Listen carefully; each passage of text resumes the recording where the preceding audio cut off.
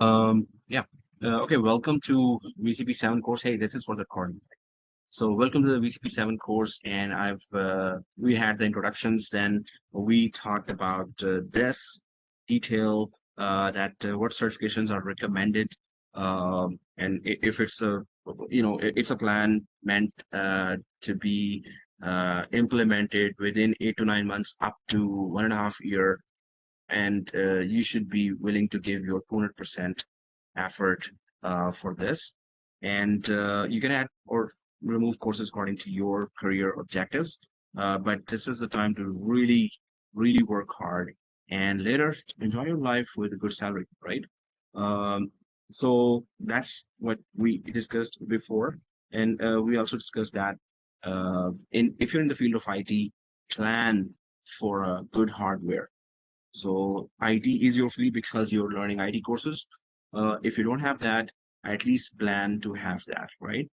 As soon as possible. But minimum you must have 16 GB RAM, i7 quad core, or i5 processor, and 500 GB Professor, SSD.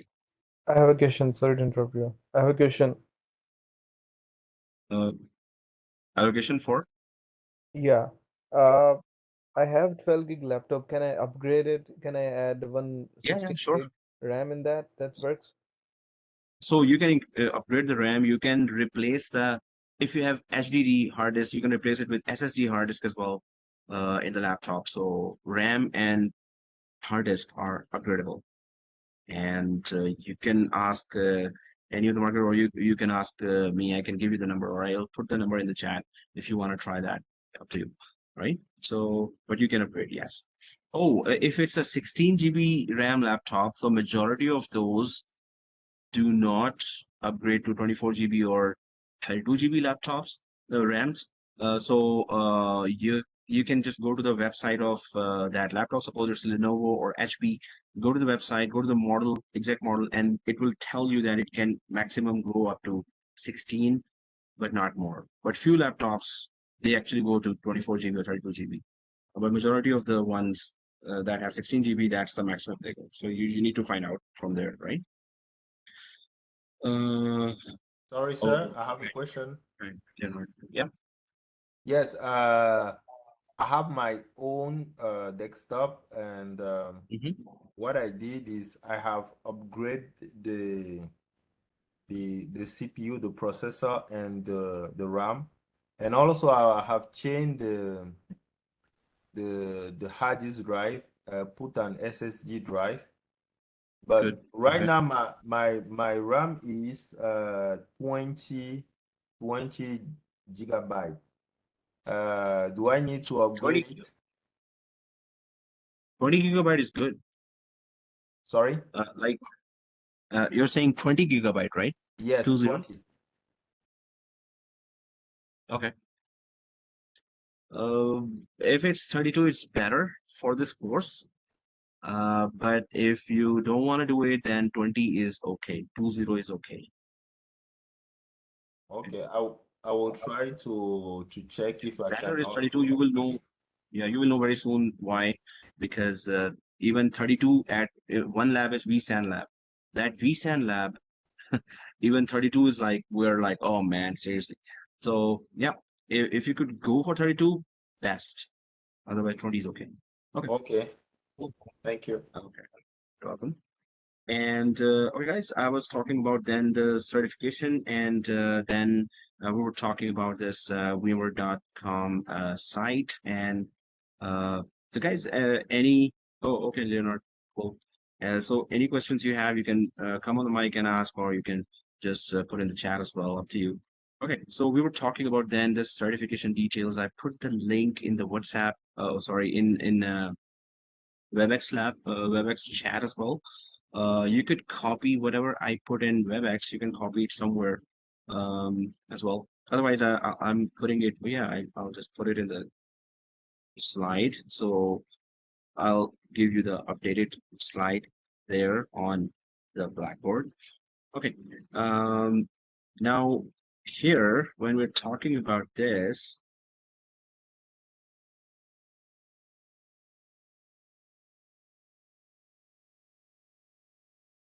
oh, that's reward. Okay, so all of that are grouped together and do certifications. Yeah, obviously, you need to group together. Um, oh, man, it wants to annotate. I understand. It's by mistake. Okay, so you need to group together for doing the labs, for helping each other to sharpen your troubleshooting skills. You need to group together to do the whole lab of the course at the end of the course, at least 2 times from the scratch, from the start, right? And obviously, you need to group together for certifications as well. Okay, other than that, what we say is D2L Brightspace VMware Student Portal.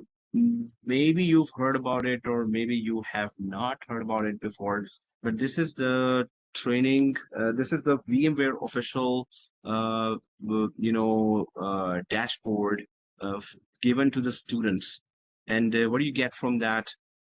You get from there the software key, all the VMware software you may download from this official VMware student site and from the site, and you need to log into that, and we'll be trying that now as well, because there the most critical thing. Now, previous week I may have.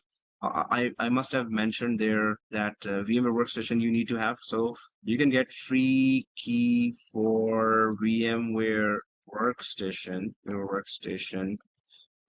Pro, free key VMware Workstation Pro 16 from this site, right?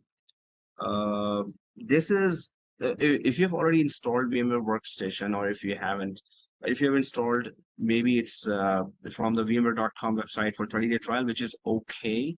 But when you get access to this site, you will be getting access to free VMware software, especially which will be used for this course.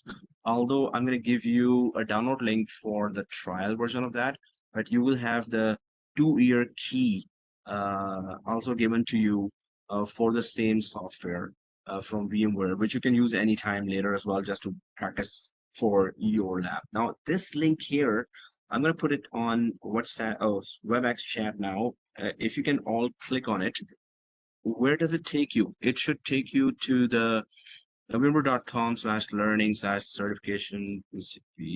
Oh, sorry, no, not this. Hey, what did I copy just now? I was supposed to copy this to here, this link. Okay, let me just grab that again. Okay, Control V. Is that good? Yeah, guys, can you click that itacademy.vmware.com/myaccount? If you click that, can you try to log in from your Humber ID? First of all, can you search in your Humber email any email or invitation email that came from D2L or Brightspace? This one, right? Can you search in your Humber email for any email with the word D2L or Brightspace? And if you've searched, you can share the result in the chat that yes, I've searched and I found it, or no, yes, I've searched but I didn't find it up to. So if you haven't get the invitation, that's the first thing I want you to do. Second thing is the link that I gave you in the chat. Okay, Suresh says yes, I have. So you have an invitation from Suresh. Did you search by D2L, Brightspace, or okay? Pushpita says yes. Sir, I have a question, Says, if I may. okay. So you search by Uh, D2L, right? uh, Uh-huh. Sayed, actually, I created my account and I'm not able to see anything under my courses. I already escalated this issue to Christopher, and something is wrong with VMware, and they are working on this. Wow. Okay. That's you've gone much ahead, which is very, very, very good. Sir, I have a Yes, query. uh-huh. So So I did get the email, but I haven't logged into it yet because I'm getting my Windows Okay. computer on 21st and I'm currently using a Mac. So do you know if I actually if I actually access the software and if I download it for the Mac, can I redo it on the Windows or shall I wait for it? No, like if you have already downloaded the software I from haven't, sir. I vmware.com haven't. or That's why I haven't because okay. sometimes from my previous experience, I know that from our students' accounts, they only let you download once. And if I'm using it on Mac, I might not be able to use it on Windows anymore. So I haven't done it yet. Okay. So yeah, when you get access to this site, you can download the key. Otherwise, uh, my suggestion is, oh, okay, there's much more comments here. Let me just read them out very quickly. What's going on here? I found it and created the account already. Okay, that's really good. Okay, who's saying what? ASM RF4, he has shared the Academy D2L home. Okay, good. The Academy dot brightspace.com/slash D2L home. So, Pushpita says I got it. Navdeep says I don't. Okay, so there are different answers there. I don't have. There are haves and not haves. By the way, I downloaded Vmware Workstation Pro 16 free trial. Nasi, which is good. My suggestion right now, guys, if you don't have access in Brightspace D2L at all, or if you have access to D2L Brightspace, but you don't have access to VMware Workstation Pro, then simply download the free version of VMware Workstation Pro for next 2 weeks or 3 weeks, right? And it's a 30-day trial version. And by that time, you will get access to D2L Brightspace with the VMware Workstation key as well.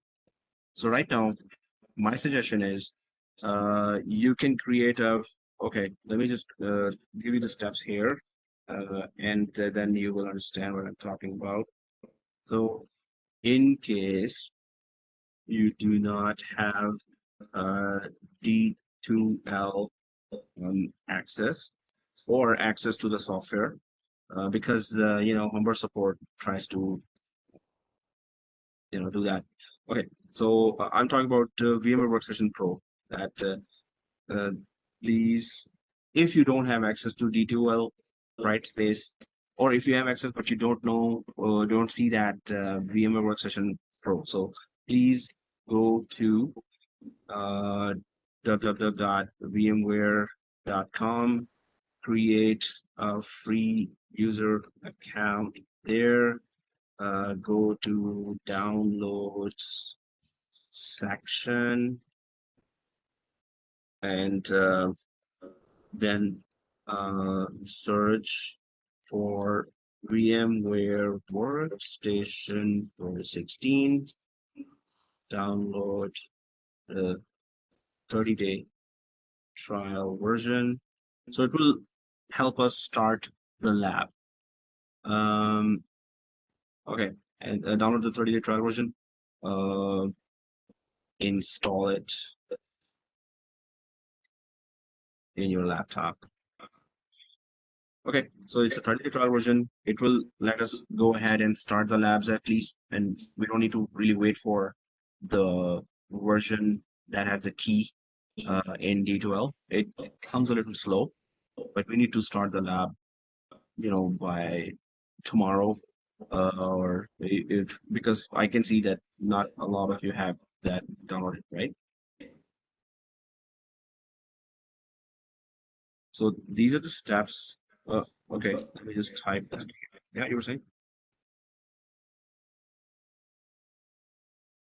I'm gonna put it in WebEx chat as well, in case you don't have access to the D2L site, uh, or don't or can't access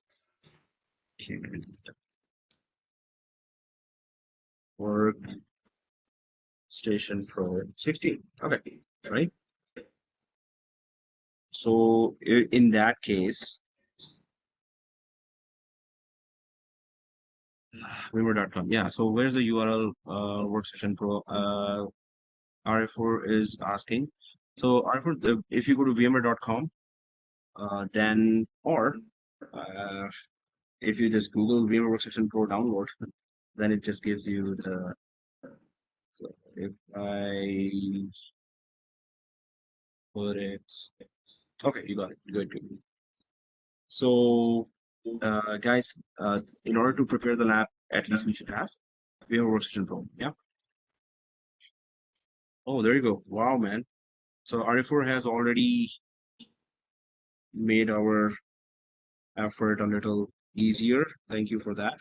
So I'll put it in the slide as well, but you have it in the WebEx chat already, that you can just download this Workstation Pro evaluation. I had one question, sorry. Yes. Well, I'm in D2L already. I can see courses here. Where do I see that Pro 16 workstation? Do you have search there? Or also, if you can go inside the courses, if you click in it, then some of the links start coming in on the right side. But you have to scroll further down. It's kind of a dig out thing because this D2L is new, that arrived in previous batch. So sometimes I have to take it out as well. But if you click inside the courses and go a little deeper, then on the right side, you will see keys and links for the software there. You should be able to see that. I can check. Okay, cool. And if you do see that, then you can, take a screenshot of that, or not the keys, but the how to approach there. You can share with others on WhatsApp group or here. Thank you. So, But I'll try to do that too. Yeah. I have requested the license key for workstation 16. So, and now I'm going for installation there. So after Okay, good. the workstation is installed, then I'll put the license key like after I get it, right? Yes, exactly. At the end of it, it's gonna ask you to put it to leave it to trial or put a key. At that time, you should put the key. Okay, thank you. Oh, well. And okay, so you got the key as well. Yes, I have one question, sorry. Yes, what happened is I entered to because I already create my account.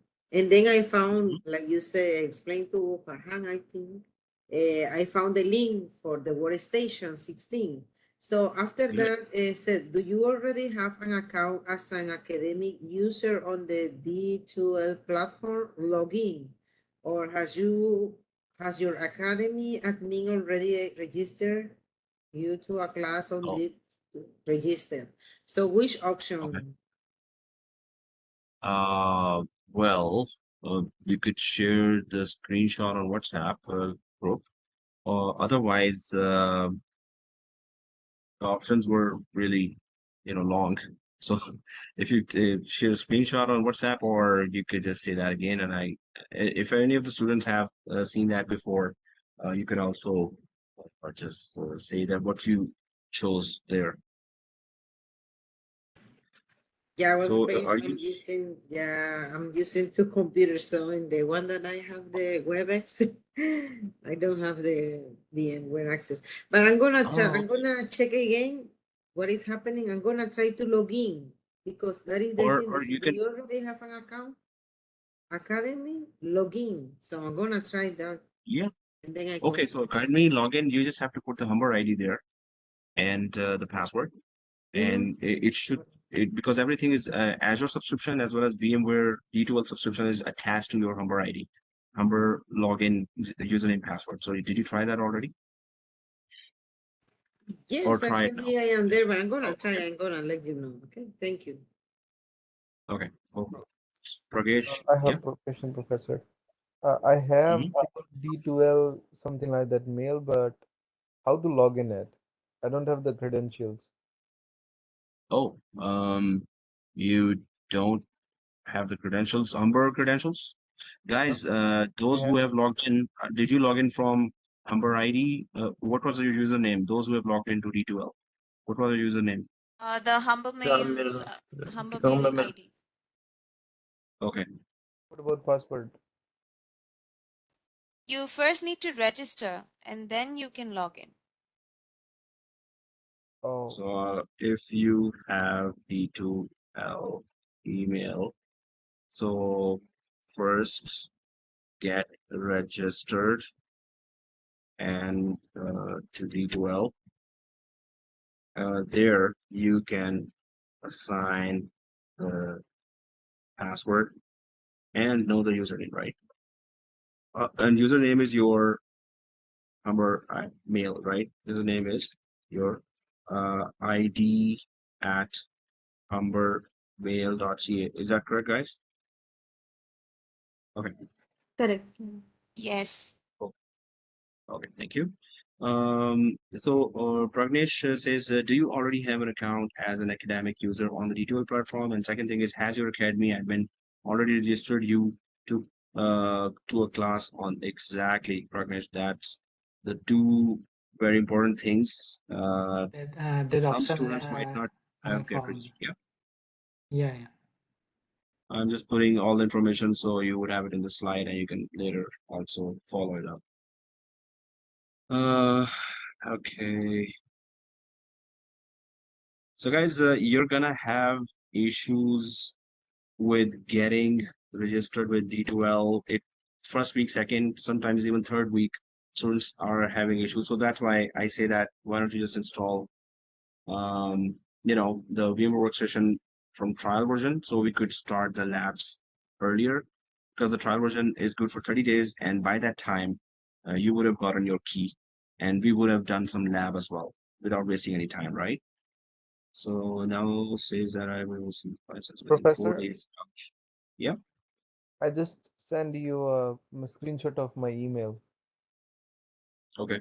In WhatsApp group. Oh no. Sorry, Oh, I just where? send you the message on Blackboard. Sorry. Oh, now says Hello, that I will receive the license in 4 days. hello, Ouch. sir. Yeah. I don't have any button for registration. Instead, there is my account login for D2L, D2L.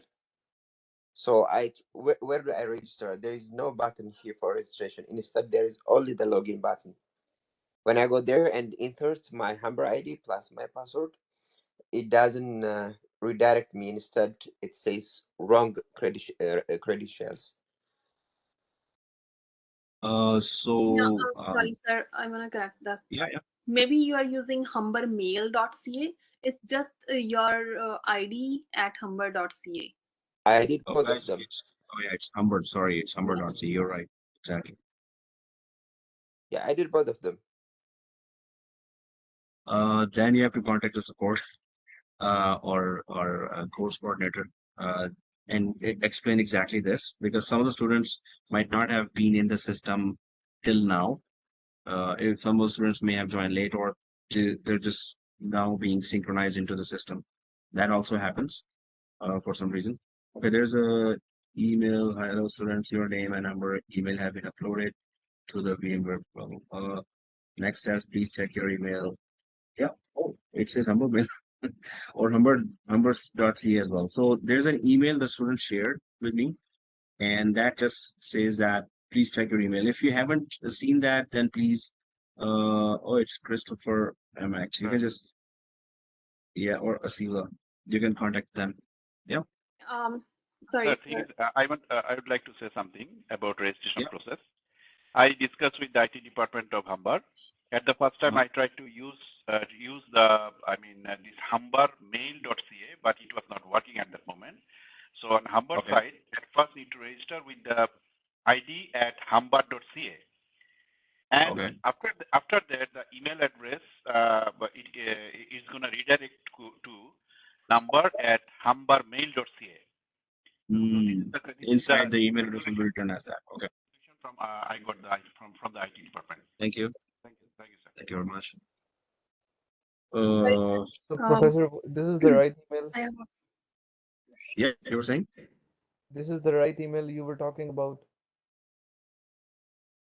Or yes, exactly. So this is the email, but it should have the link as well. Hey, sir. If it isn't, then sir. you can Sorry, sir. contact them again. So I downloaded the VMware, and it's when I log in, so it says the software products and license keys, and on the right hand side it says direct links for the software download. So I downloaded from there. But when I open the VMware Workstation Pro, so it's asked me that I have a license key or I want to try it for 30 days. No. So key should be coming in your email. So guys, did you receive the key in your email, or did the key just appear in the order? No, I don't have any key. That's It's why I'm going asking. to, like, I tried to request for a key right now. So they gave me a 4 days time. Like within 4 days, they will be giving me the license key. So anyone got the key right away? Because it's normally right away. Sir, in my case, it says that subscription token already redeemed. Please contact your instructor. What should I do? Same for me, waiting Okay, for 4 days. I got Waiting it actually for in 4 days. 12 hours. You got it when? Within 12 hours. 12 hours. So guys, it's different timings. VMware has received your request. When you download, this means VMware received your request, and then wait for the keys. It could be more than 4 days, or it could be less than 12 hours. Until then, that's why I'm saying that please download from vmware.com the trial version. Those who don't have it, the key, please install the trial version now, so we could start the lab earlier, and it's perfectly okay to do that. Yes, okay. It is already installed Question. for the 30 days evaluation copy. When we log in, so it says two signs there, like step 1, step 2, getting your software perhaps download, and it says there my VMware portal. So do we need to download from there, or we can just download from the direct link? So direct link, or from there, it's the same version, VMware Workstation Pro. So from anywhere, it's gonna work fine. Okay, and then I can request the license key, right? Exactly. Yeah. Okay, thank you.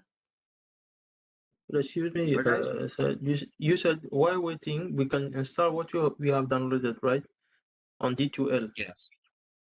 Using the trial Yeah, version. you can download that while you're waiting for the key. If you've downloaded from D2L VMware Workstation Pro, that is good, and it will be for 30 days, which is okay. Okay, thank you. Cool. Add track information process. See if you can see process. Okay. Cool. So guys, that's very good that you're helping each other as well. And Chaudhry Farhan says, I logged in and it says subscription token already redeemed. Oh, okay. So try to click the courses and try to check that out. Otherwise, raise this issue with the support as well. All right, guys. Oh, yeah. So Alfred says, can we have a break? Oh, yes, it's half time done. So let's take our break because okay, so normally I give 20-minute break, but today I'm going to explain the whole lab and we're going to talk about the topics as well. Then tomorrow is actually the makeup class, Friday. So hopefully by tomorrow, everyone would have installed VMware Workstation, or by the end of the class, we could at least install VMware Workstation. And then I will tell you what rest we're going to do. And tomorrow we can start the lab, right? So break right now, and let me just break. Class starts 5, 8:15, 8:25. Okay, class starts 8:25. It's normally a 20-minute break. If you want lesser, let me know. Otherwise, yeah, go ahead. Okay. I'll pause the recording and mute the mic. Thank you. Resume. Okay, so let's go talk about some more stuff.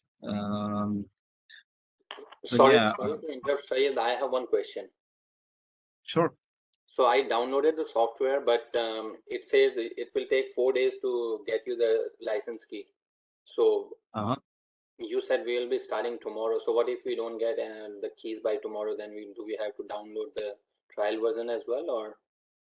Yes. So the software that you downloaded, either it will be installed as a trial version, or it will be if you have the key, you can put it. So since you don't have the key, so you can install it as a 30-day trial version. So we can start the lab tomorrow, right? So trial version, can we download it from D2L as well? Because I downloaded it from D2L. Yes. Oh. Yeah. So when you install it, when you download it and install it, it's gonna say that, hey, you want to run trial version or you have the key. Since you don't have the key, you will select automatically the trial version. But when I'm opening my Pro station, it's asking me for the license right now. It doesn't give you the option to go to trial version. Yeah, there is an option. Yeah, I got it. It's below that. Yeah, there is an option. Okay, Cool. thank you. Thank you. Welcome. Okay, that's very good. Okay, guys. So, so you guys are pretty sharp, and you're understanding the situation, and then you're improvising. Obviously, whatever we can do, we have to do to save time and do more, right? So that's where I was asking that go for just the trial version so we could start the lab and try to understand our environment and try to know why we are doing what we are doing, right? So I'll be creating a video of the class session and the lab so you could repeat the same thing at home during the week. Lab videos are uploaded to YouTube private channel and your Gmail is required to watch. No. Okay, well, I used to put it as private, then I just put it public, but I think I should start putting them private again. Anyway, so yeah, I will send you the YouTube link and then you can follow the video at your own pace. But obviously, there are some rules in the class as well. Although those rules I've found to be a bit more slowing down the course. So what I'm saying is during the class, right? That's one important thing here. You can follow me during the class lab and you know, quickly do the steps that I am taking. If you are stuck, then you can ask what to do, but we cannot give, okay, but guys, we cannot give more time to your lab T-shoot as you know the labs are too many and long ones as well. I want to show as much of topics while labs. So let me then finish the whole lab and record it, right? So you could follow the video and see and finish your lab, right? So what I'm trying to say here is that I'm going to start doing the lab. Suppose I'm installing Vmware Workstation. After that, I'm installing, actually, I already have a Vmware Workstation, right? So it's pretty easy. So the thing is that is I'm going to install Windows, right? I'm going to install Esxi hypervisors. I'm going to talk about that. What are those? But suppose you're stuck on your side during the class while following me, right? So either I can troubleshoot, you can just share the screenshot on WhatsApp group and oh, I'm stuck here, so I could tell you, okay, this is do this, and you will be going ahead. So suppose you're still stuck.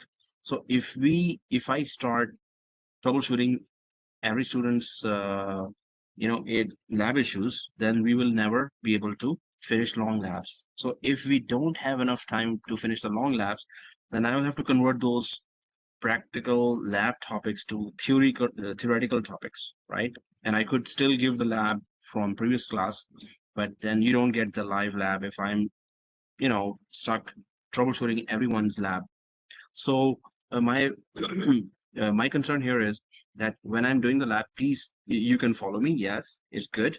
But if you're stuck, ask me quickly, I can give you answer quickly, but if you're stuck and it's taking more time, then let me finish the whole lab and record a video for that so you could really follow that, right? So if you can follow me, and I know this is not an English word, I just came up with that fastly. Emphasis on the word fastly or Lee. If you can follow me fastly, let me just put that winged here as well. Then it is okay to, excuse me, it is okay to do it during the class. Otherwise, sit back, ask the questions, understand the topics, and repeat the lab once the video is released. Excuse me. Right? So that's the thing. I want to put as many long labs in front of you to show you, to display to you that this technology works, or these concepts work. But for that I need time, right? Just in 4 hours we can we can't really do very long labs. But if we divide some time on troubleshooting as well, obviously it will be less time for me to show you the whole lab. And I have a lot of labs to show, right? So yes, I'm ready to help, but I would need your cooperation as well. If you can help each other as well, somebody stuck with very simple issue, somebody else can also resolve that issue, or at the end of the class you can ask. But obviously I have to run as well at the end of the class. So some time at the end of the class, I would need some volunteers who can help each other as well, right? And during the week you can help each other wherever you are stuck with the lab. That said, obviously there are marks involved. I have to give you marks as well. And so there's another thing that you need to understand. You all have to attend the class, because I will need screenshots of either your lab or my lab, wherever I say, everyone, please take a screenshot of this page.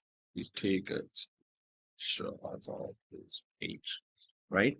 And so the thing is that you have to understand everything. You have to attend the class to understand, obviously. And obviously, if you don't attend the class, it's your loss. At the end, I would be also checking who's really a technical student, a student with a lot of technical dedication and knowledge. I do get job recommendations, or hey, you got someone technical that can apply for our company, and I could just ask some of your resumes there as well. So yeah, you have to just show your dedication, be technical, be helpful to others, sharpen your troubleshooting skills, and let's do this course as a group, right? Okay, anyway, so that all said, you can follow me during the class if you can do this, and the word is fastly, right?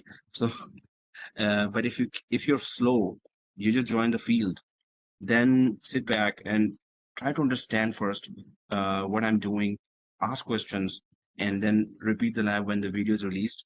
And you have to upload it before the next class with screenshots. Wherever I ask for screenshots, you have to upload the screenshots for those screens for your lab, right?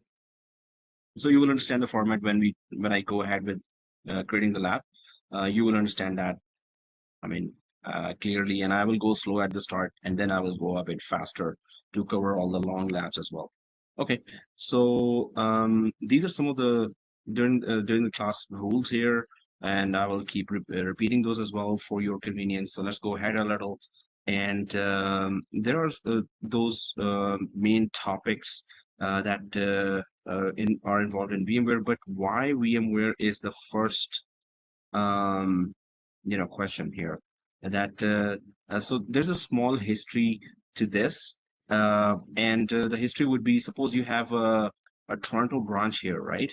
So you have a Toronto branch, and we're going a decade back, or maybe 2 decades back.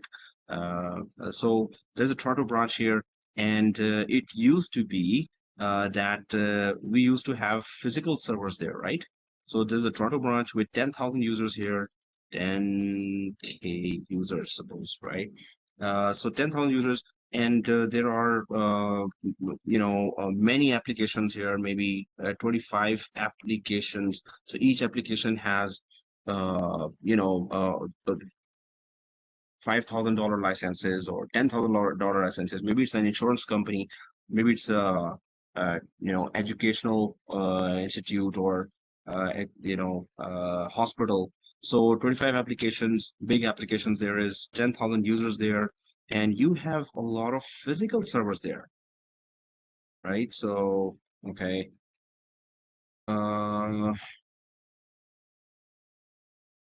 man, seriously,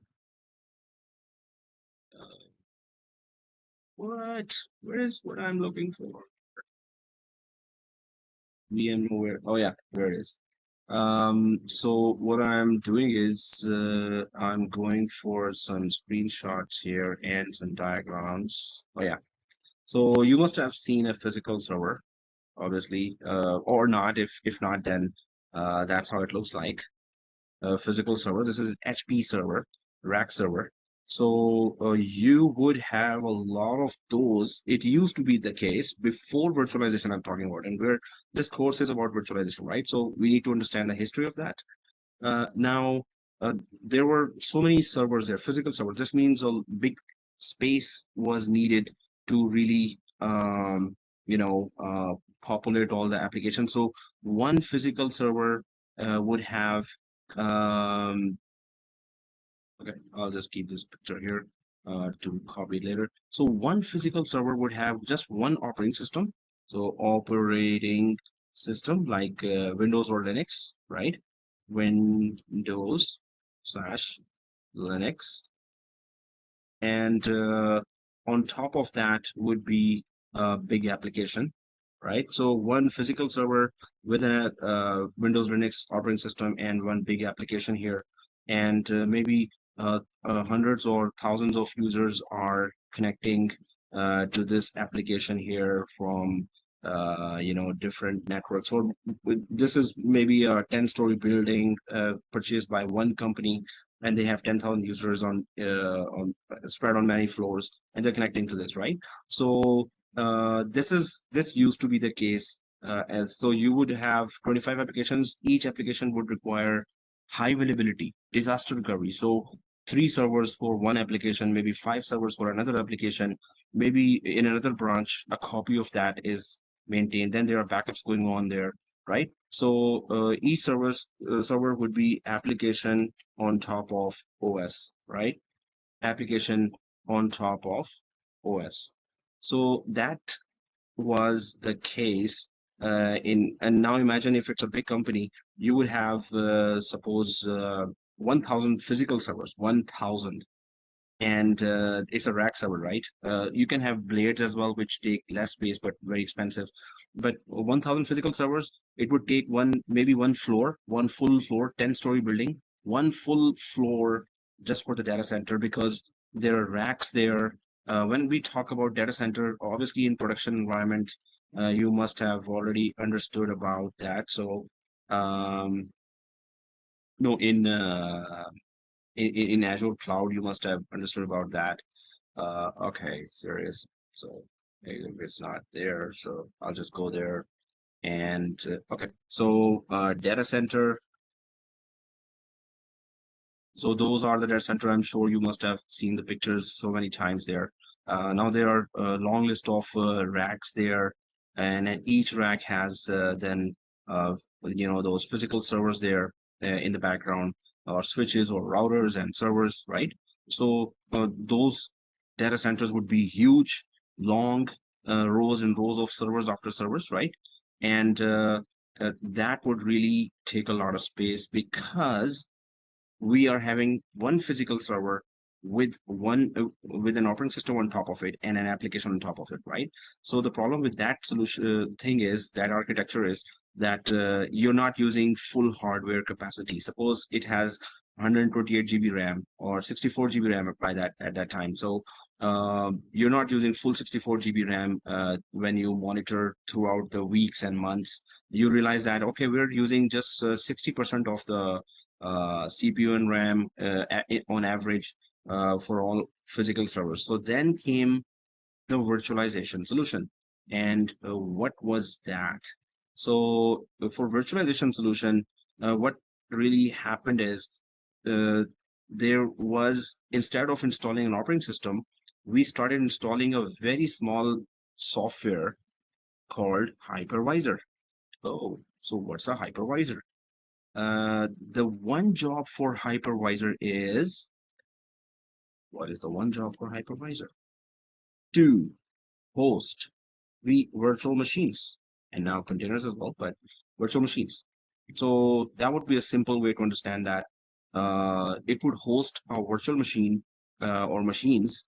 And what is a virtual machine? So once a very small software is installed on top of a physical server instead of an operating system, so on top of that, what you can do is you can create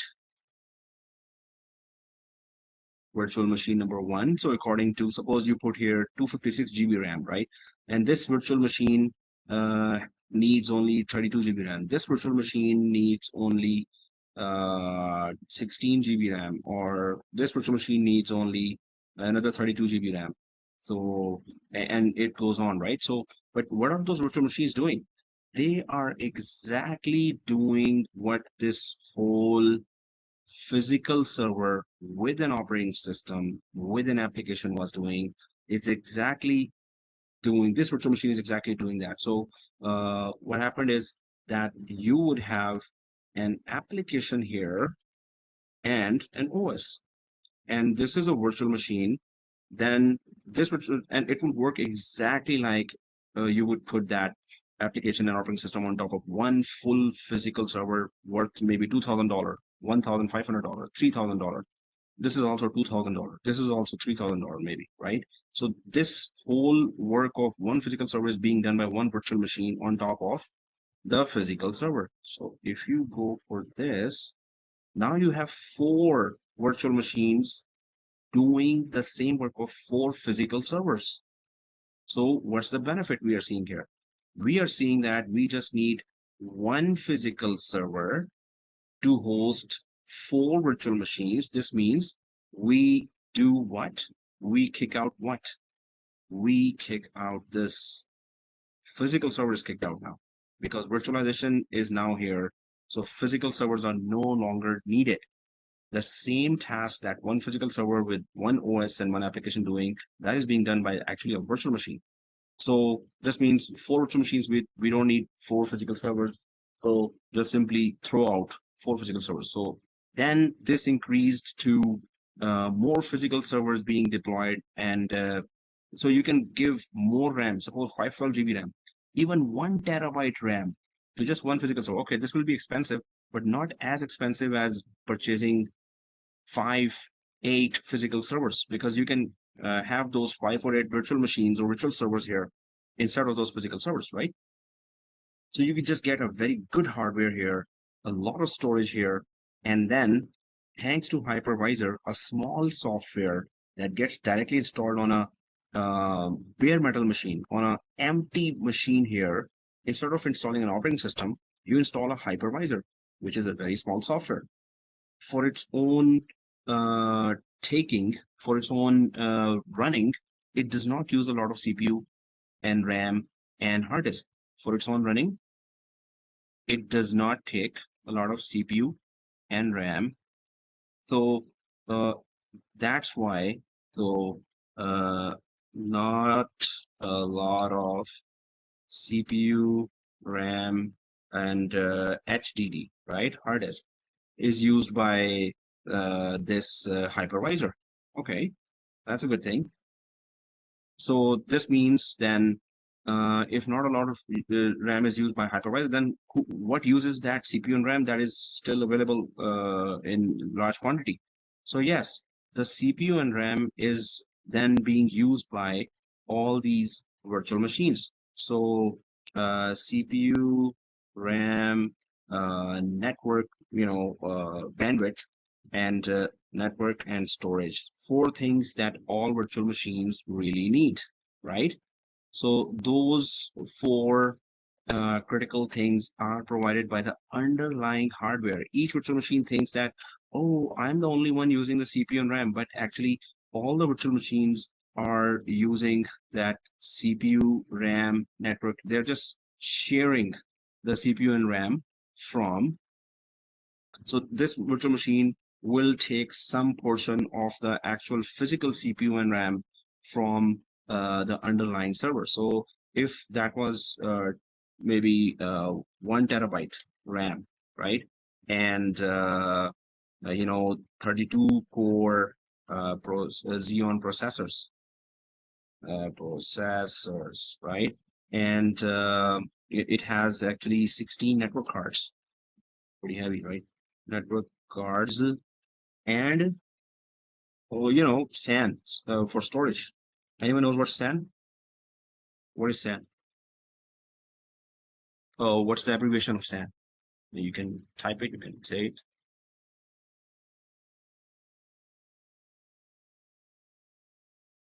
So anyone knows what SAN? Storage area network. Exactly. Yeah, storage area network. So storage area network is not your local storage here, right?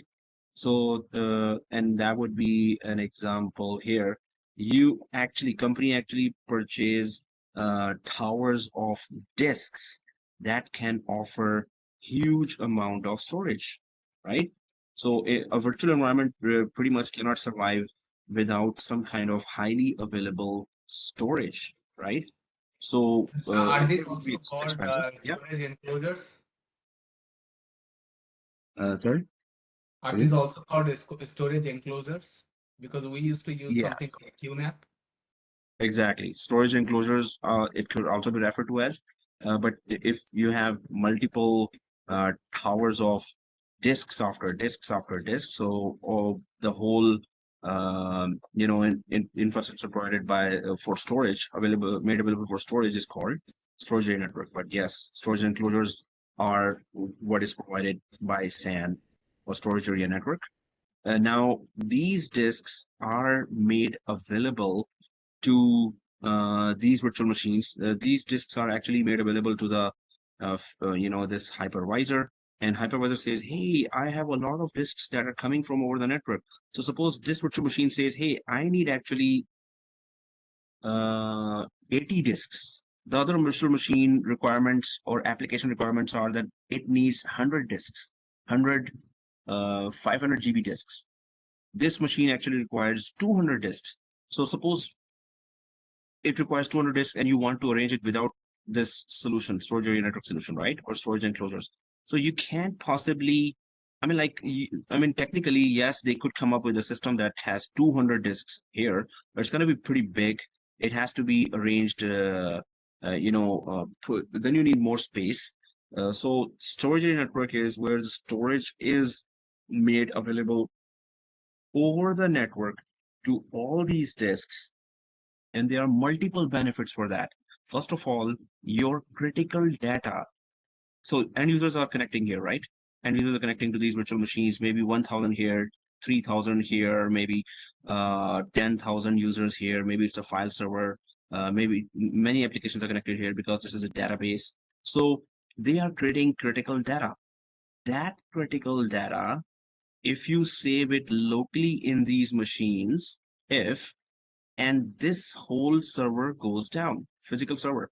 So it takes down the machines with them, and that data is not available as long as the server is not powered on, right? So instead of that, why don't you put your data on remotely in a storage area network? It could be even offsite, and suppose this physical server goes down and the virtual machines are not available. So that data was never there locally available. It was over the network in a storage area, a network disk or LUN or logical unit number, right? So it's pretty useful, and you're going to see its critical use in our labs as well. We're going to create our small software SAN, and then you're going to see that how useful it is for migrating a virtual machine. And obviously, the basic concept is very clear that your critical data was never in the local disks when the machine, suppose the machine goes down because of some error in the underlying hardware.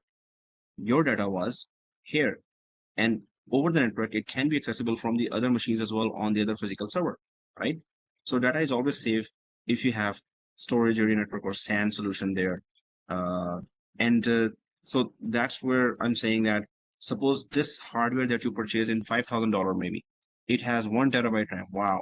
32 core Xeon processor. Wow. 16 network cards. Okay. So now you're hosting here maybe 10 machines or 15 virtual machines on this physical server, right? So the thing is, first of all, you don't need a lot of physical servers. That saves millions and millions of dollars of the company. How? Obviously, you don't have to rent a full floor of a building. Maybe you now need to lease just one small hall of a building instead of the whole floor. So imagine you were paying like $1 million for the whole floor per month, and then now you're paying $200,000 for a big company. Just so you save huge amount just by virtualization, right? So last decades, since virtualization started, so people were throwing out physical servers. I was way back, I was in Scotiabank. One of the students also said he was in Scotiabank, right? So way back, I was in Scotiabank. So there, 5 or 6 physical servers were about to be thrown out. And my boss said, hey, we're going to throw out. So do you want it? We all said, yes, yes. And then we got full-fledged physical servers from there, and we took it home. And then we realized it's so noisy and big. So I had to just donate it to some academy. But anyway, or you can sell it on eBay. Okay. So the thing is that companies saved huge money by throwing out physical servers. Less space was required thanks to virtualization. Now you must, and how the virtual machines were using CPU RAM, that was another thing that I was talking. So obviously, if this machine, maybe there's an application that needed 32 GB RAM and 2 gigahertz processing and just bandwidth of 2 network cards. So suppose this machine needed 32 GB RAM, right? And this machine needed 64 GB RAM. And this machine needed maybe 128 GB RAM. So obviously, where is that RAM coming from?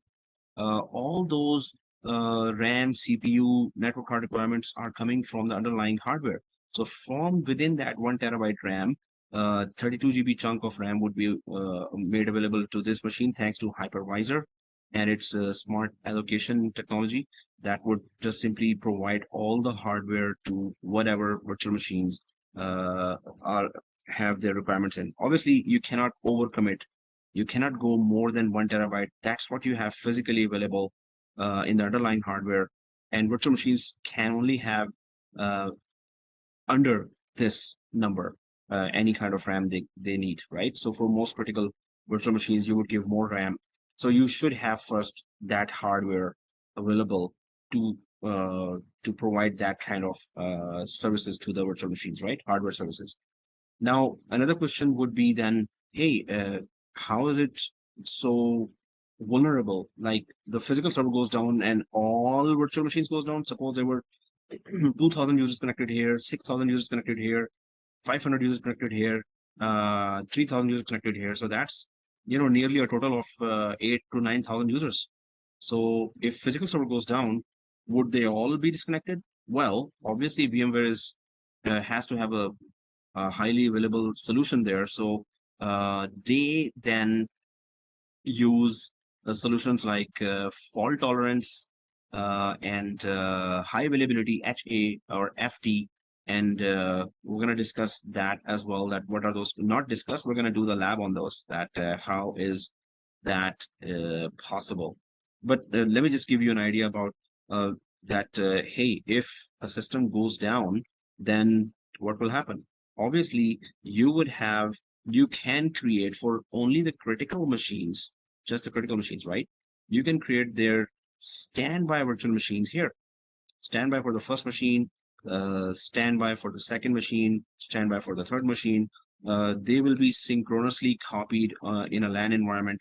So even same time copy, synchronous replication is called same time. So whatever changes are made here are exactly being made here as well, copied here as well. So if this whole physical server goes down, their copies, it will just fail over to the standby machines. Standby machines will become active machines. So you don't lose any network, business continuity related objectives. The business continuity is there.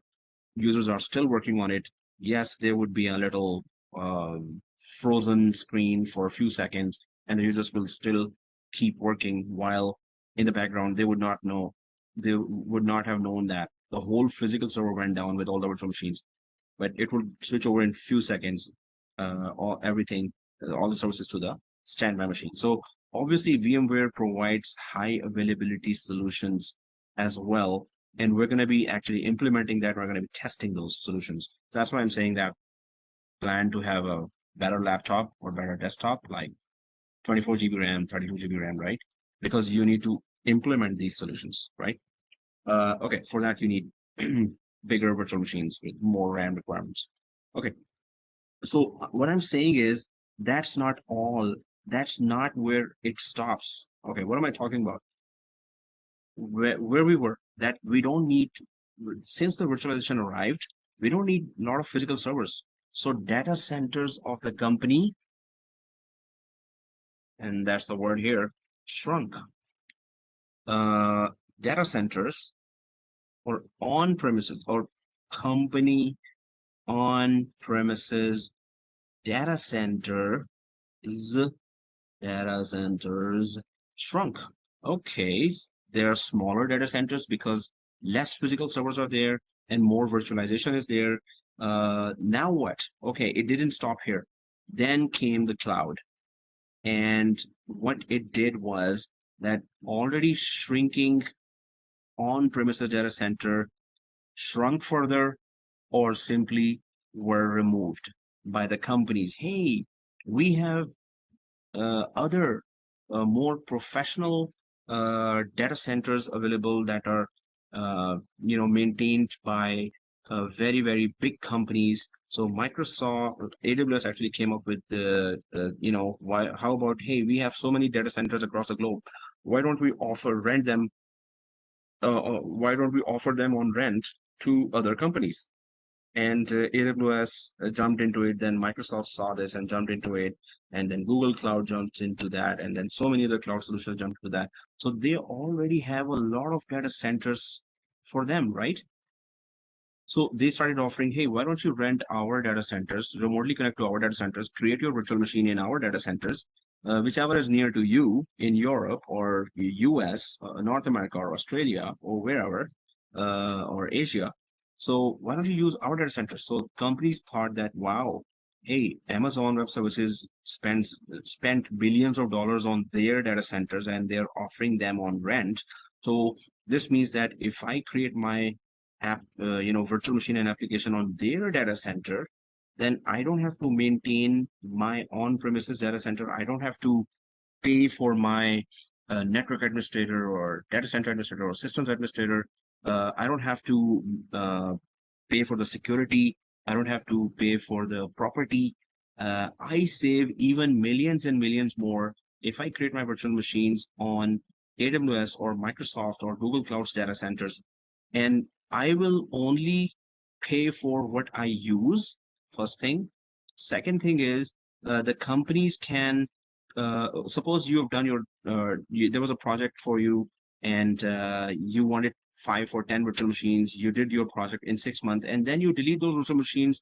You didn't have to maintain any data center. You just pay for what you used.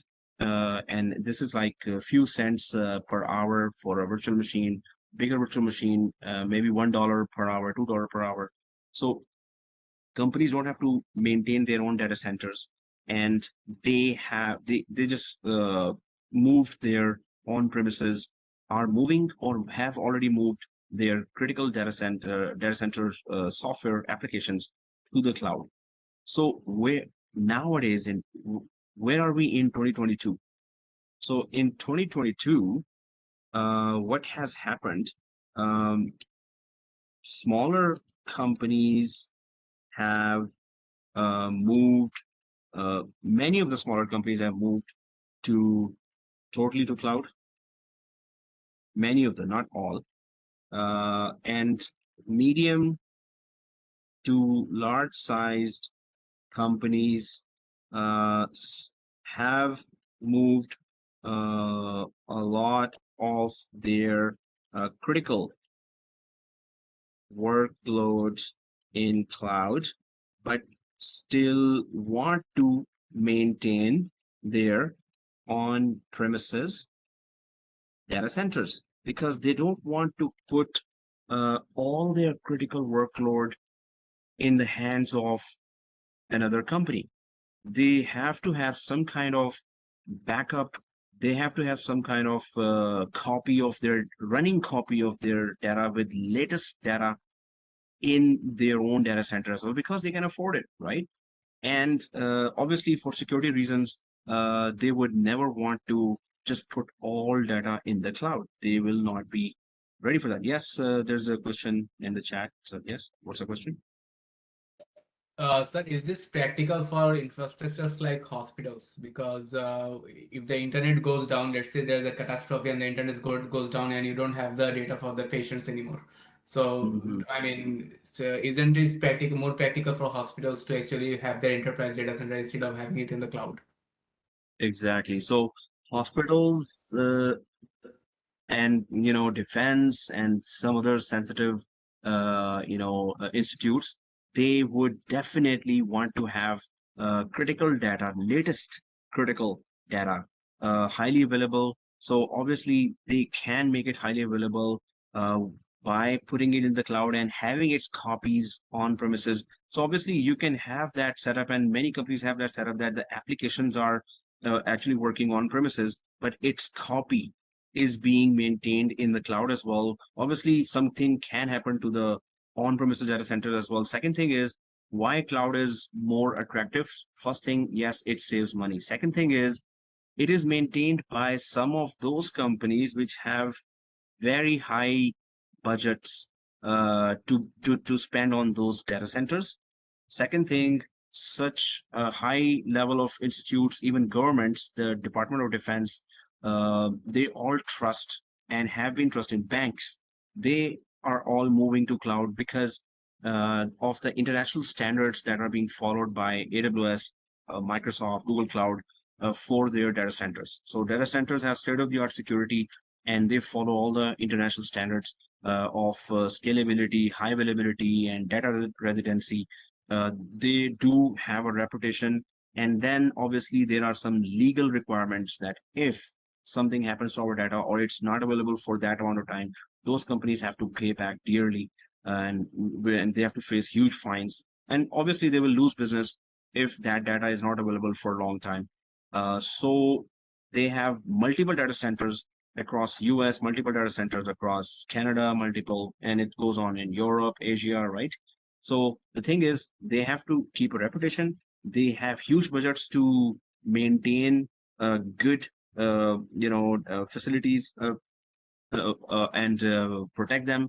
And third thing is, the big players trust them and have been trusting them, and they are saving money. But yes, you're right. It's sensitive data has to be always highly available. So yes, that's why you would see hospitals, insurance companies, or any big companies that have budgets, they still maintain their on-premises data center, but they still have it in the cloud because suppose for the hospital, they have many branches across the globe, suppose, right? So they need to also share critical data securely to other branches as well.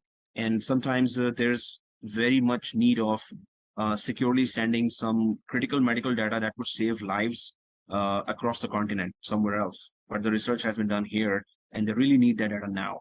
So cloud provides that kind of facility. And because they follow all the international standards, they are very, very secure, right? They have invested in their own submarine lines across the continent, under the ocean lines, right? Internet lines. So obviously they're very secure. So that's why they do need cloud connectivity. Plus, yes, they do need to maintain their own infrastructure. And when we talk about that, that model now in 2022 is obviously hybrid. So hybrid is critical workload is on-premise is or must be available on-premises as well as in the cloud for not only secure sharing, but as a backup as well, and continuous availability to clients in other regions, other continents across the globe. So there are so many reasons, and it's pretty cheap as well. Yes, you can have two internet connections, one from Bell, one from Rogers, right? But obviously, you have to make those arrangements as every company does that. But right now, what you will face in the companies is this hybrid environment. And when you talk about hybrids, obviously they either will have connected with AWS, most probably with Microsoft Azure, but on-premises what will they have? All 80% of them will have VMware. And then, as I said before at the start of the class as well, that maybe the job opening is for cloud experts, but then they will expect you to know already VMware, and they might want to migrate some of the critical workload from VMware to AWS or Microsoft, not only sending up the critical workload, but also downloading back to VMware environment as well. So you need to know VMware environment in depth, inside out, right?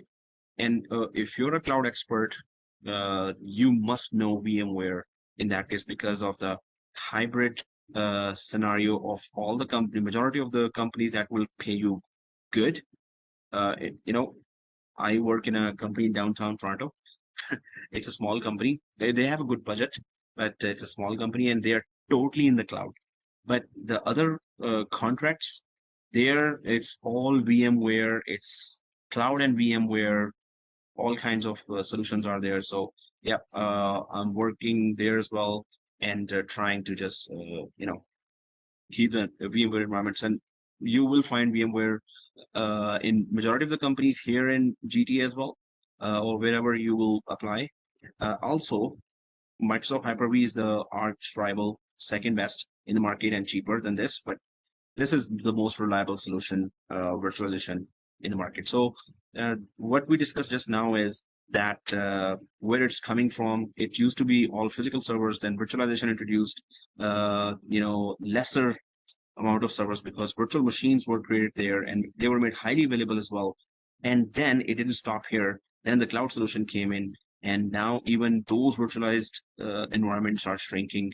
But the bigger companies with sensitive data are not willing to put all their critical workload totally in the cloud.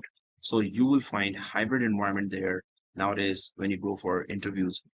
So you can say in the resume, you should be saying, yes, I know VMware and I know cloud.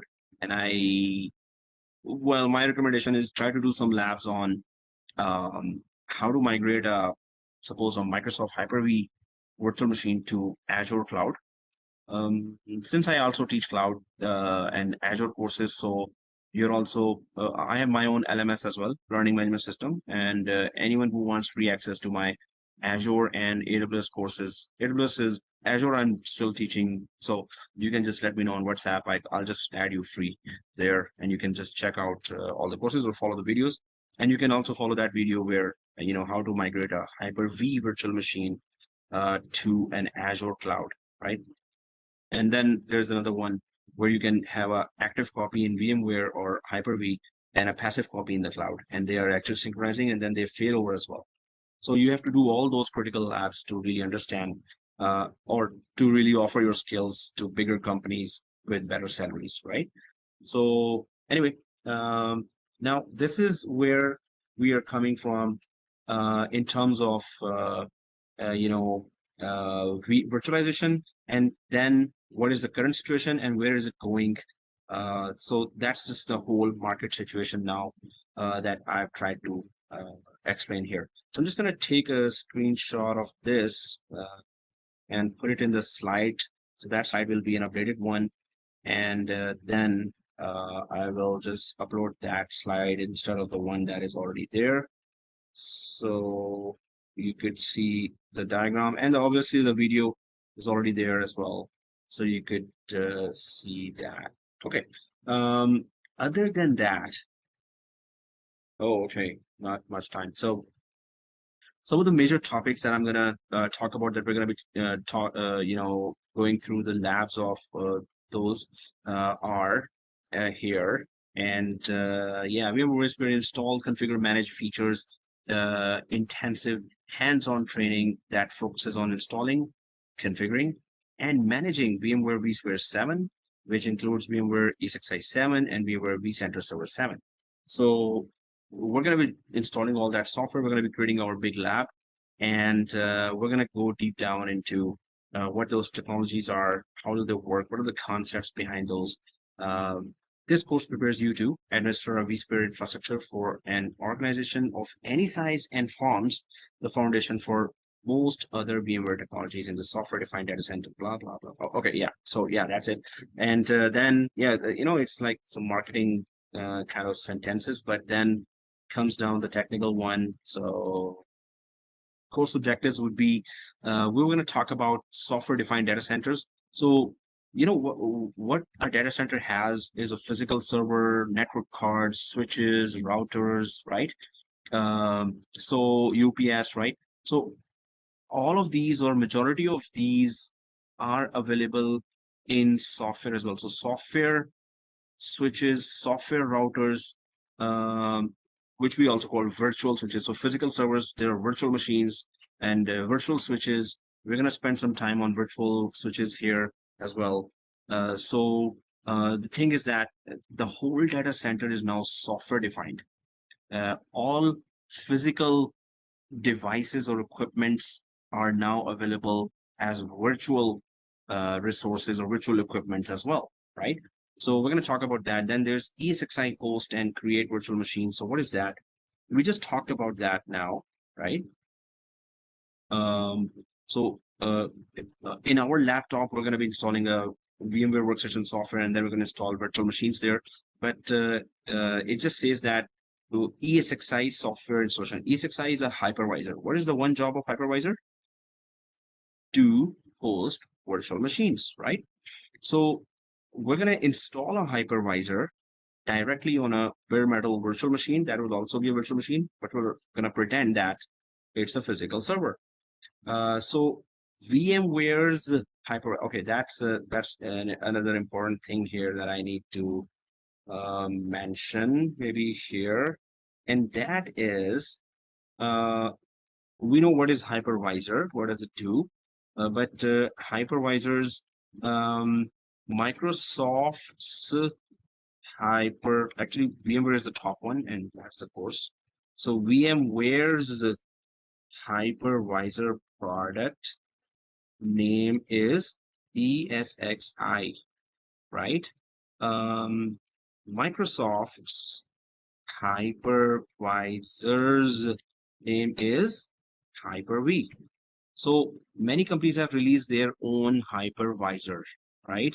Citrix's hypervisor is Zen Server, right? And well, Red Hat hypervisor is KVM. Joseph Farhan Hossain says Veeam. No, Veeam is a backup and replication solution for virtualization environment, but it's not actually a hypervisor, right? In fact, we're going to use Veeam for backup of virtual machines in this course. Okay, so what I'm trying to say here is that Hypervisor is a product that is released by many of the companies. What this product does is that it just simply gets installed on top of a empty physical server or physical machine. And the only purpose of Hypervisor is to host virtual machines, right? So every company has released their own version of Hypervisor. We're going to be installing VMware's Esxi Hypervisor. There's another question by Arifur Rahman in the chat, and that is, what is Vsphere? So Vsphere is just a flagship of product name. So when we say Vsphere, Vcenter, so VMware has given a marketing name to their virtualization products. And we will see that there's Vsphere, Vcenter. So there's a Vcenter under the product flagship name Vsphere, and that is by VMware. So VMware, Vsphere, Vcenter Server.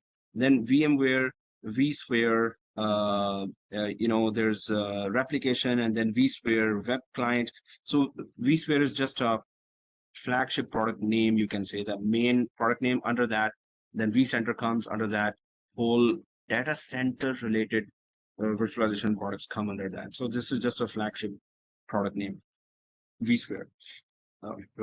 Okay, so guys, this ESXi host, we're going to start installing that, right? And inside this host, we're going to start virtual machine. So obviously, when we start installing that, we're going to talk more in detail about that. Describe Vcenter Server. So Vcenter, oh, what is this? So Vcenter is oh, okay. I do Echo as well. Fine. So Vcenter, now you have, suppose it's a big company, you have 10,000 users or 100,000 users, maybe it's a very big company, and you have deployed 500 hypervisors. It's that big, 500 hypervisors alone. So, okay, one hypervisor we can handle remotely by connecting to it, 2 hypervisor, maybe 5 hypervisor, one by one we can connect to that. But when you have 500 hypervisors and maybe 5,000 virtual machines on top of that, right? So you need a central, you need an application that helps you centrally manage the whole VMware environment. So Vcenter lets us, so Vcenter appliance, because we're going to be installing appliance, application that is installed inside a virtual machine is called appliance. We're going to talk about that again, but Vcenter appliance or application lets us manage the whole VMware environment centrally. We can manage, hypervisors, storage, networking, bandwidth, security, and high availability, and business continuity, so BC. So whatever you want to centrally manage, you have to use Vcenter for that. It's an application. So continuity, right, etc. So if you are a small company, you don't want to then purchase Vcenter because you can directly connect to one hypervisor, 2, 3, 4. But if you're a big company, you have to have an application that helps you centrally manage the whole VMware environment, all virtual machines, storage, networking, hypervisors, everything you control from this Vcenter application. So this course totally revolves around the Vcenter application and all its advanced features, right? And which we will be implementing one by one. So the Vcenter is that application that centrally lets us manage the whole environment. So how to install it? And it's a big one. Just installing it takes 45 minutes, right? If the machine is slow, then it's even longer. Oh, there's a question there. Natnail Mehari says, what is VirtualBox and why do we choose VMware than VirtualBox? That's a very good question. Excuse me. So VirtualBox is, okay, so I was going to mention that in next class, but that's a good question. So there are two types of hypervisors, right? So there is hypervisor 1, and hypervisor 2, but hypervisor 1, it installs directly on a bare metal machine. It's fast and takes less hardware resources for its own running. It is used in professional environments. It is used in professional environments, right? So this one says, so basically hypervisor does the same thing to server what VLAN does to a manageable switch, virtually dividing the machine to multiple machines. Okay, so I need to explain that to Chaudhary Farhan, but let me finish this. But no, it's a bit different than what you think. So it is used in professional environments, right? So hypervisor 1. Now hypervisor 2, what is that? Hypervisor 2 is, it installs on a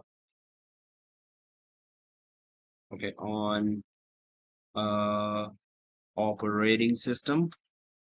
Okay, first thing is it's slow and takes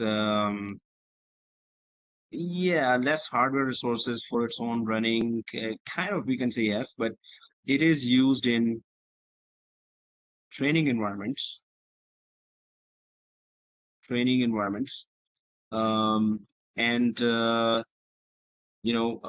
OS takes more of CPU, RAM, hard disk, and storage. So it is not hypervisor 2 is not recommended for professional environments or data centers, right? Company data centers, professional data centers or environments.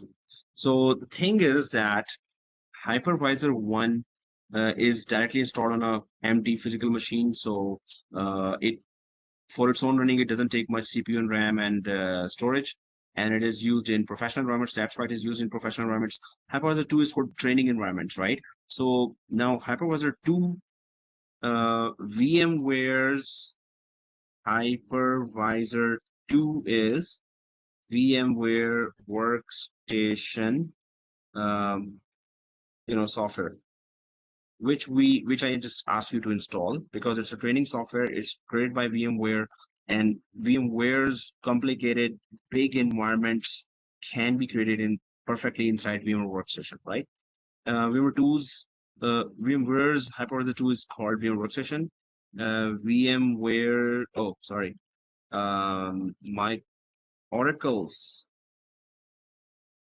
Hypervisor 2 is VirtualBox.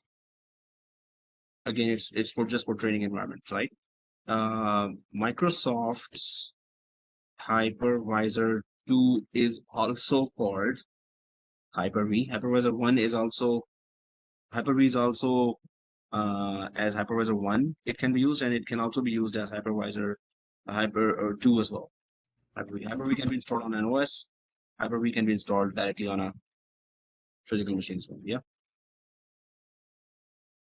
So when we talk about the question was that VirtualBox, why aren't we using virtual native was asking that, right? So we're not using VirtualBox because Oracle's VirtualBox, because for training software, VMware Workstation Pro is the best software to implement all the complicated labs of VMware course. Yes, technically it is all possible to do those in VirtualBox, which is actually free. This is free software. It works like Vmware Workstation. This is paid, actually $300 per year license, right? So I think it's forever. But if you upgrade, maybe they charge something. But this is, this is the best for VMware VCP course. VirtualBox, if you're very technical, yes, you can still do that in that VirtualBox as well. And VMware Workstation Pro for this course is, you get the key already, so it's you don't have to pay separately for VMware Workstation Pro, right? But later you want to do this and you don't want to purchase VMware Workstation Pro, so yes, you can do all that in VirtualBox, which is free. Yes, you can do that. Okay, so that's the explanation of Hypervisor 1 and Hypervisor 2. Hypervisor 2 is used for training purpose. Hypervisor 1 is used for professional. And we're going to be learning how Hypervisor 1 works by installing it inside Hypervisor 2. Hypervisor 2 is just a training software, while Hypervisor 1 is actually used in production environments. Okay, so that's the explanation for Hypervisor 1 and Hypervisor 2. Vmware's Hypervisor product name is okay. I'll just put that slide there and update that. Difference between Hypervisor 1 and 2. Okay.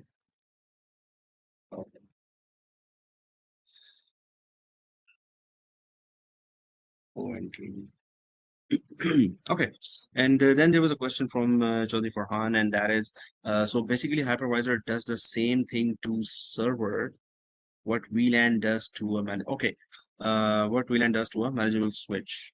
So that question is in WebEx, but so you can share it with everyone, so everyone can also see, because you're just sharing it with me, so only I can see that question. Okay, so here, if we go back to the diagram, yes, Hypervisor offers this, it lets the virtual machine be hosted on top of the hypervisor, and hypervisor translates whatever virtual machine needs from the hardware.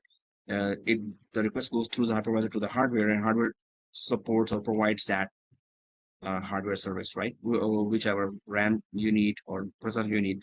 So, but these virtual machines can communicate with each other as well, unless you configure the virtual switch, and especially the port group inside virtual switch. There you can actually create literally a VLAN, and one virtual machine can connect to one VLAN 2 suppose, and other virtual machine can connect to VLAN 3 when you configure it in virtual switch manually. But otherwise, if there are 10 virtual machines deployed here on top of hypervisor, they can communicate with each other, they can share data with each other. But yes, if we manually configure the virtual switch, we can create VLANs there, and then they cannot communicate with each other.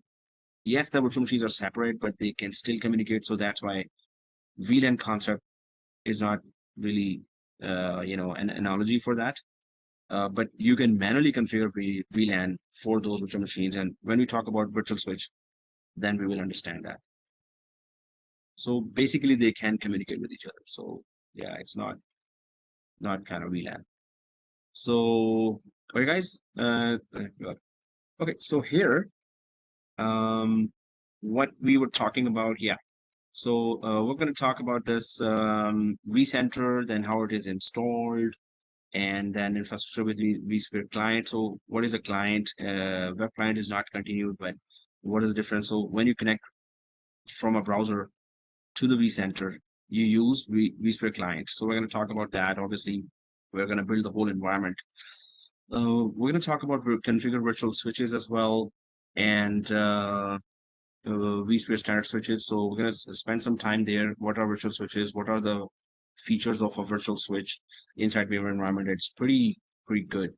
And then we will be talking about storage. What is VMFS? VMware file system. VMware file system, VMFS, NFS network file system for Linux, obviously. Virtual SAN. We're going to talk about that. A full lab is there, and virtual volumes. Then how to create virtual machines, create templates, what are clones, how to create clones and snapshots. VApp, just a group of virtual machines that you can start, stop, or restart. So just some of the topics I'm going through a bit fast now. Content library. This is just like a file server for a VMware environment. Migration of virtual machines. vMotion, very interesting. So we're going to do that. Implement it and we're going to test it. And then, excuse me. So use VMware vSphere storage vMotion. Yeah. So all the storage files could be also migrated. Monitor resource usage and manage resource pools. So resource pools are just to,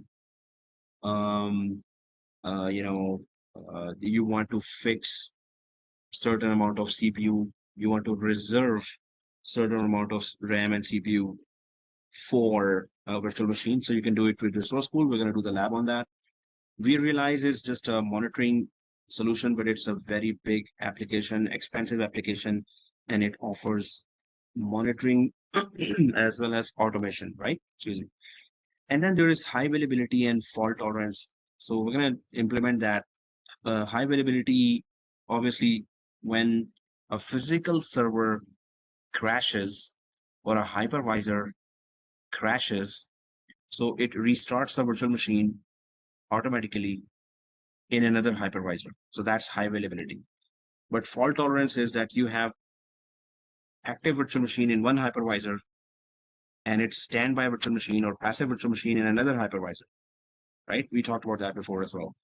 So if the active machine goes down, the services are failed over to passive virtual machine. So that is fault tolerance. We're going to implement that. We're going to test it. We're going to do a crash test. Replication, obviously, one virtual machine is getting replicated across the branch over the WAN to another virtual machine. So that is vSphere replication. Data protection is used for backup. We're going to be doing backups with very famous software that is in pretty much majority of the companies, and that is called Veeam. So we're going to be doing backup lab with Veeam. So if you go for any company, and the majority of the companies which have virtualization solution, majority of them will have this product Veeam. So we're going to do a lab with Veeam backup. So some students way back in the batches said that, sir, can you show us how to do a backup with Veeam, because so many companies have that, and in the interview they ask as well. So then I added the backup solution as for Veeam. Then there is distributed resource scheduler. So DRS is pretty cool thing. It automatically checks whether a virtual machine. So okay, if I go to the diagram here, DRS, it automatically checks if this hypervisor is providing enough CPU and RAM to the virtual machines which are hosted here.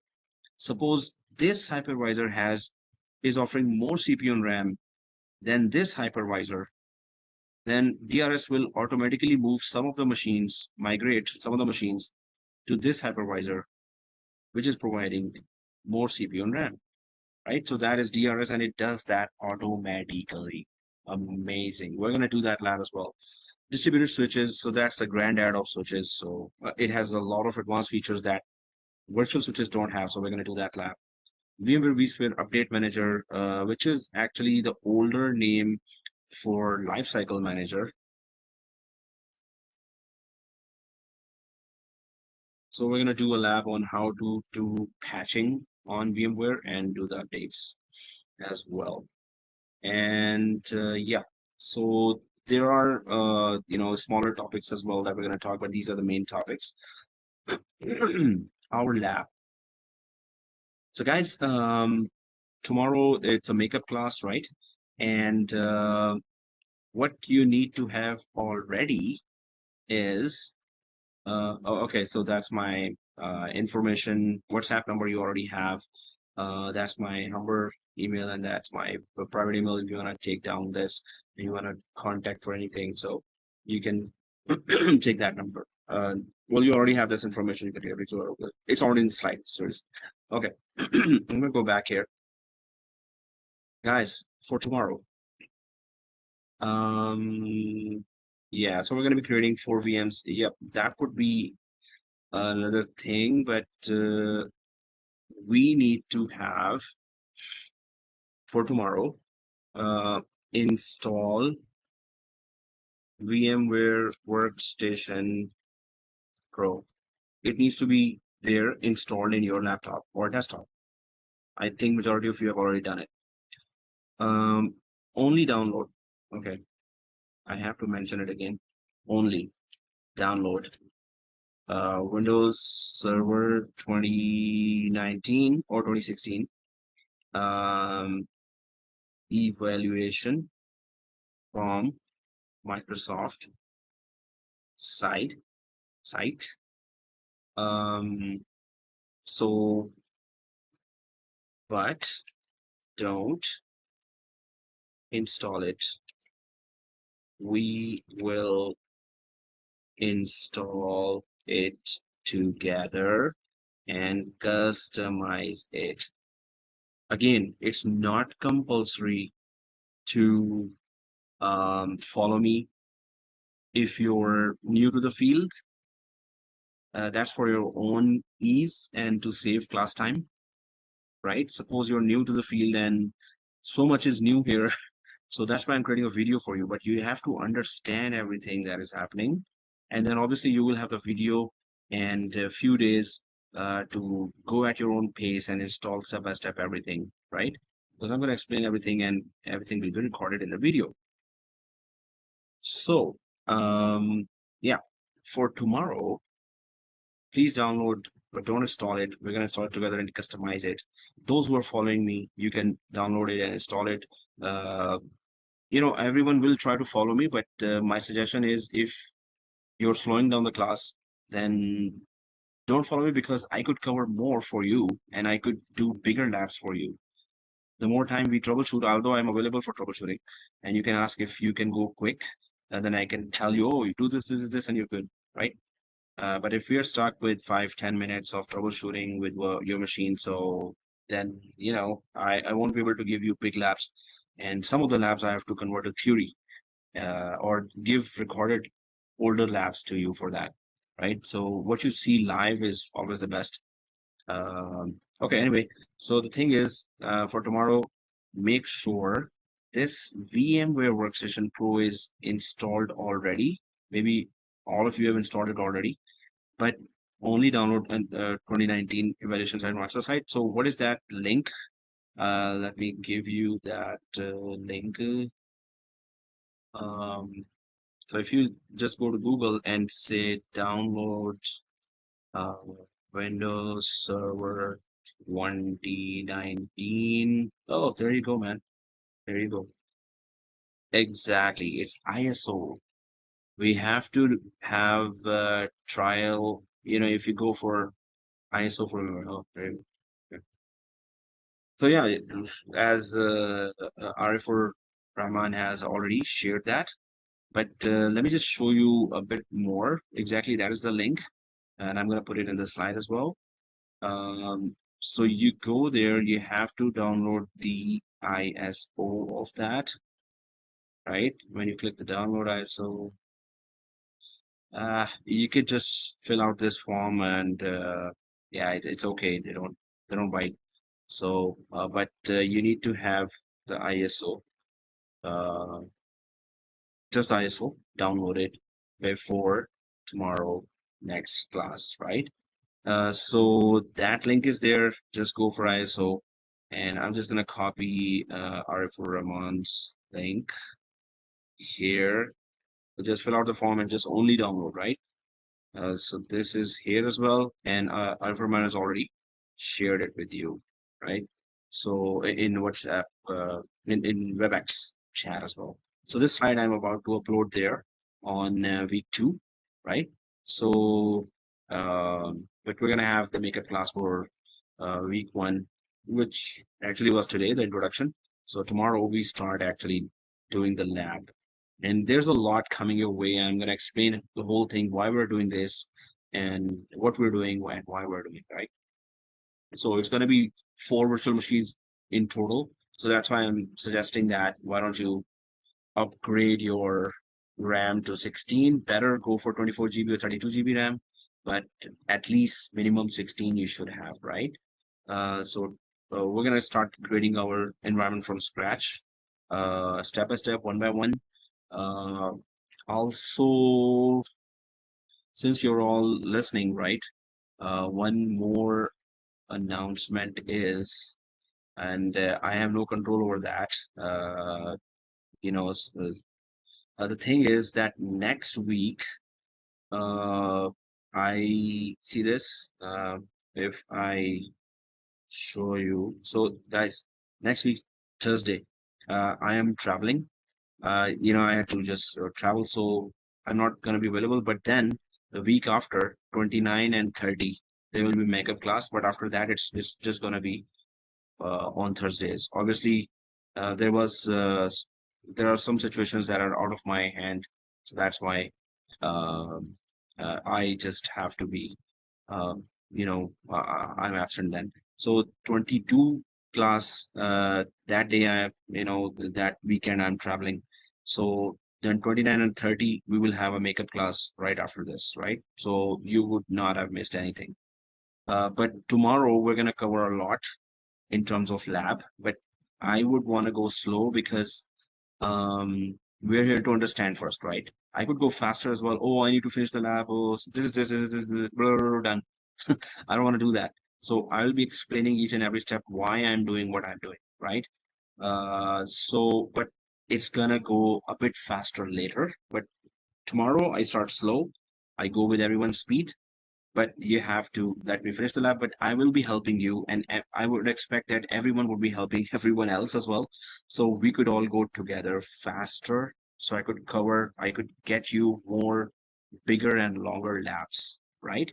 So for that we have to work together, and I'm sure just like previous batches, there will be volunteers here that would be eager to help others if anyone is stuck, right? All previous batches have really amazed me with that, and we went faster. We were able to do a lot of bigger labs, right? Okay, guys. So now if there are any questions, let me know. Otherwise, bye-bye, and see you tomorrow for the makeup class. What's the time for tomorrow class? So it's the exact same time. And same link? yeah, so it's not going to be every week, but definitely things are out of my hand, so that's why it's happening like this. Yeah. Okay, then 6 to 10. Yeah, it's the Okay, same sir. time. Okay, sir. Thank you. Do you have any written stuffs other than this